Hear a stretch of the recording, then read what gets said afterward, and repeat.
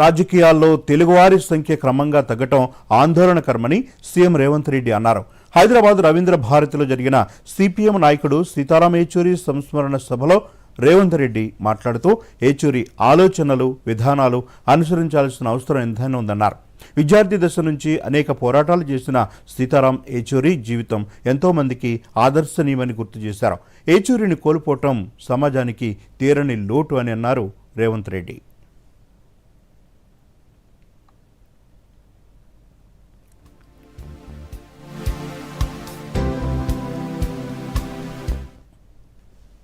జాతీయ రాజకీయాలలో తెలుగు వాళ్ళ ప్రాధాన్యత, నమ్మిన సిద్ధాంతం కోసం కట్టుబడి ఉన్న వాళ్ళ సంఖ్య క్రమేణా తగ్గుతూ పోతుంది.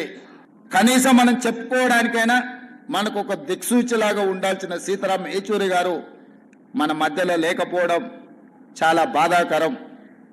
ఏది ఏమైనా వారు కేరళలో కాంగ్రెస్ వర్సెస్ కమ్యూనిస్టులు ఎన్నికలలో కొట్లాడిన, జాతీయ స్థాయిలో కలిసి పనిచేసి బీజేపీ శక్తులను నిర్మూలించడానికి కాంగ్రెస్ కమ్యూనిస్టులు కలిసి పనిచేయడానికి సీతారాం ఏచూరి గారు తన సమయస్ఫూర్తితో సమన్వయంతో దేశ రాజకీయాలలో కాంగ్రెస్ను కమ్యూనిస్టులను కలిసి పనిచేసే విధంగా ప్రజల యొక్క కోణంలో నిర్ణయాలు తీసుకోవడంలో వారు చాలా కీలకమైన భూమిక పోషించారు.